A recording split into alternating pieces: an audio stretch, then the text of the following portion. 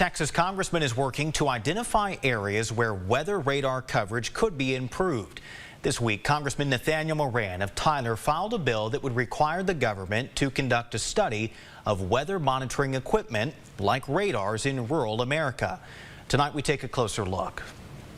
While you often see it on TV or on your smartphone, you may not understand exactly how a weather radar works. It sends out a beam, and with that beam, it's picking up rainfall, hail, anything within the thunderstorm. First Alert meteorologist Katie Vossler says radar uses a Doppler effect to determine whether or not particles in the air are moving toward or away from the radar side. That beam is sent out kind of in an arc. So as it comes out from the radar, the curve of the earth below it means that the further away from the radar that beam gets, the further up into the thunderstorm that the radar is looking. And while National Weather Service radars cover all of East Texas, coverage below 10,000 feet is lacking in parts of the region.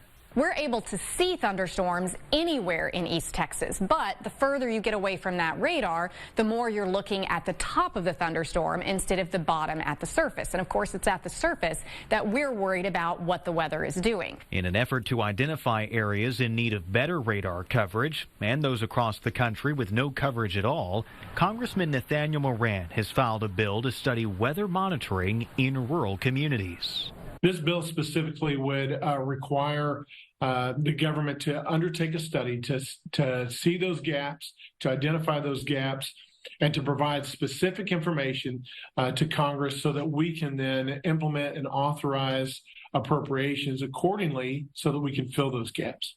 It's a bill that would ultimately be included in what's being called the Weather Authorization Act. It's a companion with a number of other bills that hopefully are going to also pass through in that overall act that will begin to put a new generation of Doppler systems out there and ensure coverage across the United States. Coverage that could help weather forecasters and increase warning times. So if we could see the surface of the thunderstorms, we might actually see less tornado warnings in East Texas because we would have more information for the storm.